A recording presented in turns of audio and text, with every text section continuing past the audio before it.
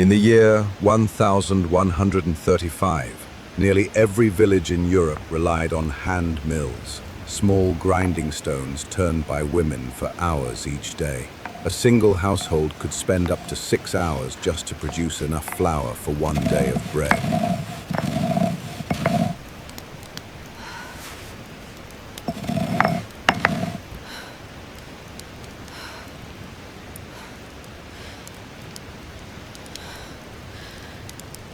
As populations grew, the demand for grains soared.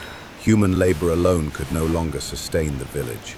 To survive, they needed to capture a new source of power.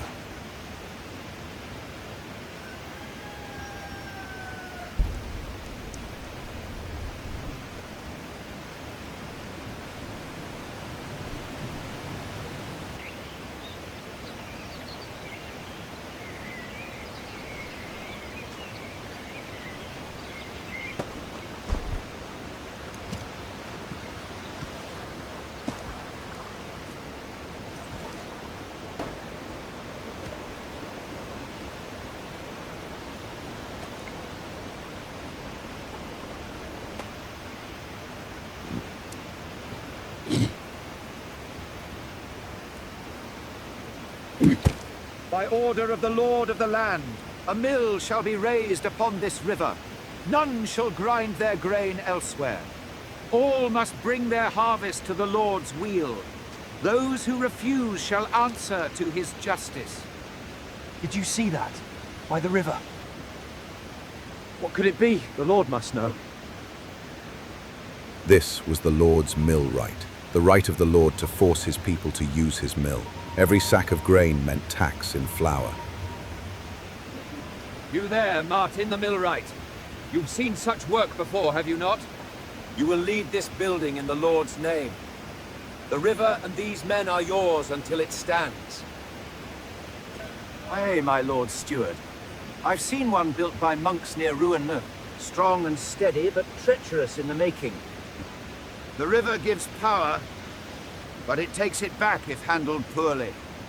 If you want this mill to stand, it will need good timber, patient hands, and God's mercy. So began a work that would test every hand and soul in the village. They did not know it yet, but the river would become both ally and enemy, feeding them, breaking them, and binding their fates to its flow for generations to come.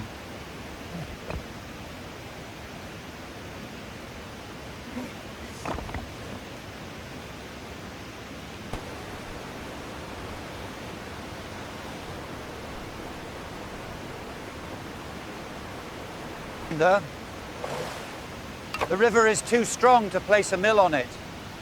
We need to dig a channel.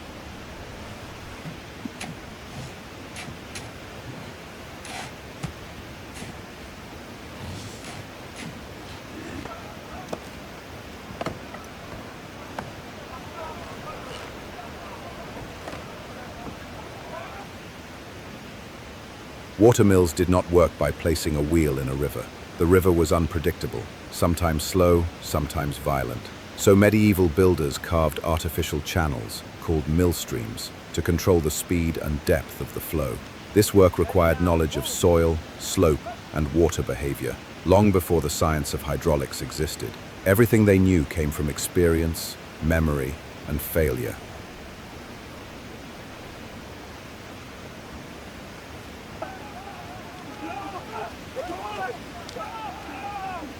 The torrent's torn it open again.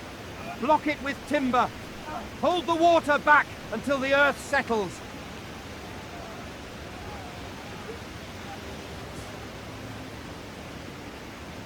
It won't run. The bend's too sharp. Then we cut it straighter. The river must learn our path.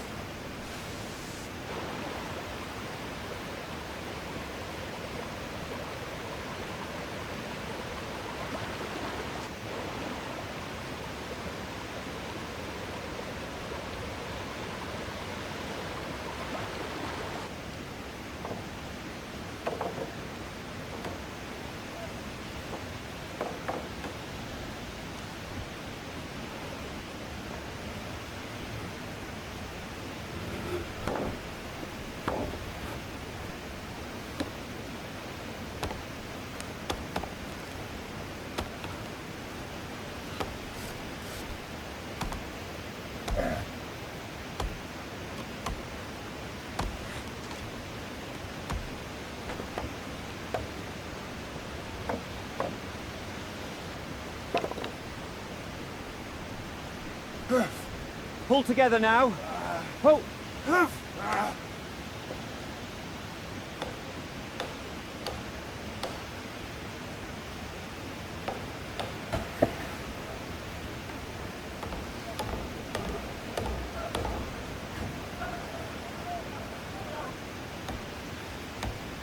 How long until she stands?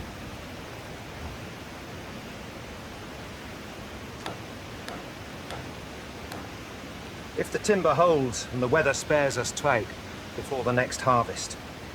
The Lord grows impatient. The river waits for no man.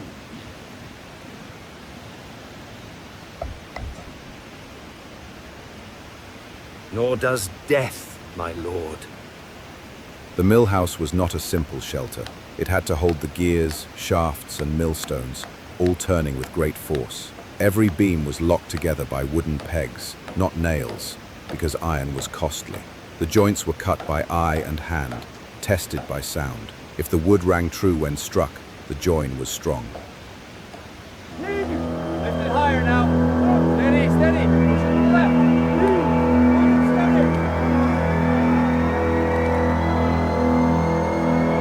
Now drive the pin.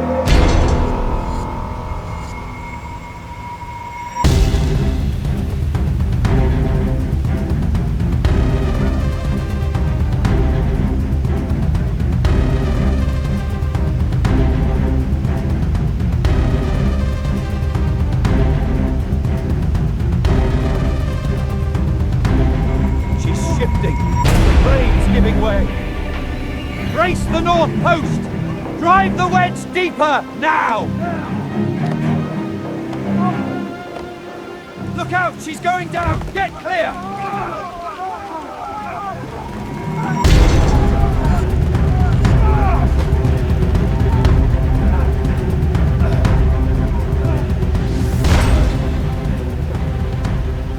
Only bone. You'll live. The beam won't.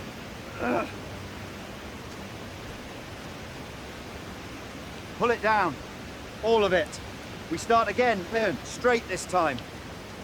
But the Lord! The Lord can grind no grain with a crooked mill. Down it comes.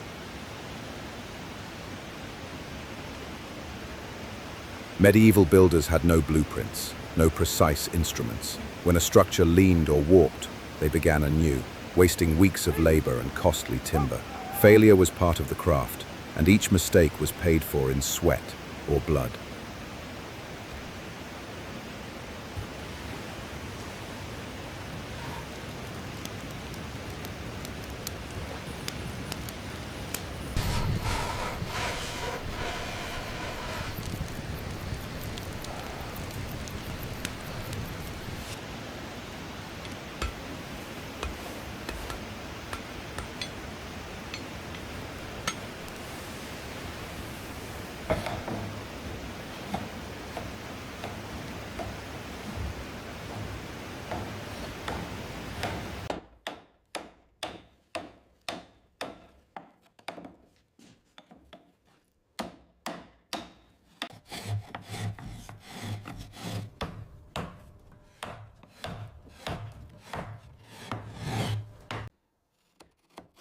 If one toot fails, the whole wheel dies.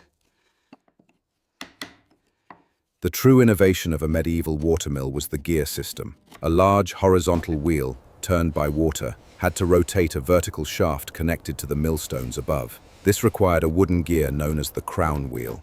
Each tooth had to be carved and shaped by hand. If the spacing was uneven by even a finger's width, the gears would jam, splinter, and destroy the mill. This was precision engineering, without measurements, without metal, without theory. Steady! Pull together, she must rise as one! Keep the lines even, don't rush her! Heave! Pull, men! Heave again! Heave!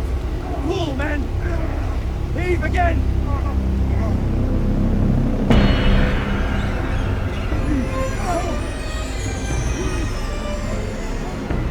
Come on, lads, put your backs into it.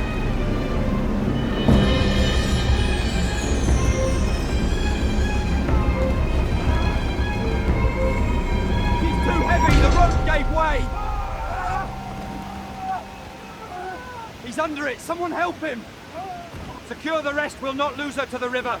Get him clear! Under the wheel, now! Move! He's crushed beneath it! God save him, he's gone! By God's grace, what happened? He's gone, Thomas. He's truly gone. The water wheel itself could weigh several tons. Lifting it into place required ropes made from hemp, swollen and weakened by moisture. If a rope snapped, the wheel would fall, and anyone beneath it would be crushed instantly.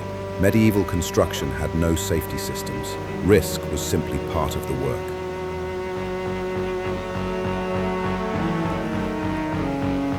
Back to your ropes. Did not have a stop now.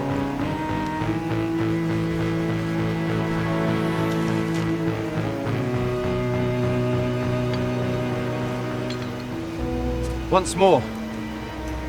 Steady this time. She'll stand, or we'll break beside her.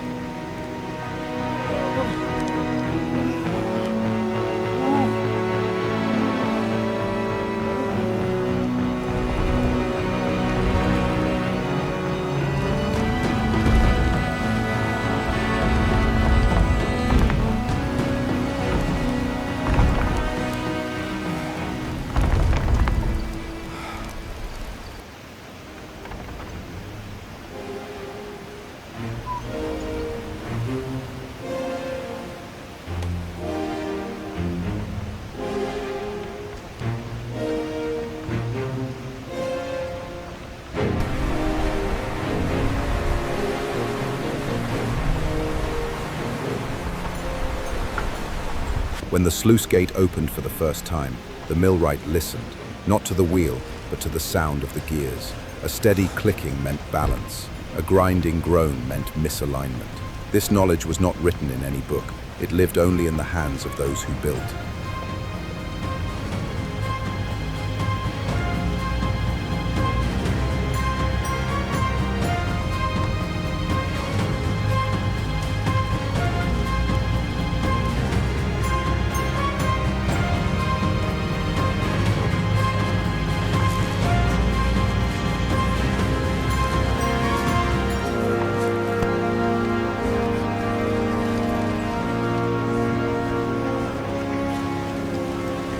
The arrival of the watermill reduced daily grinding labor by more than 80%. For the first time, villagers had hours in the day not spent in repetitive survival work. But the mill also increased the Lord's control.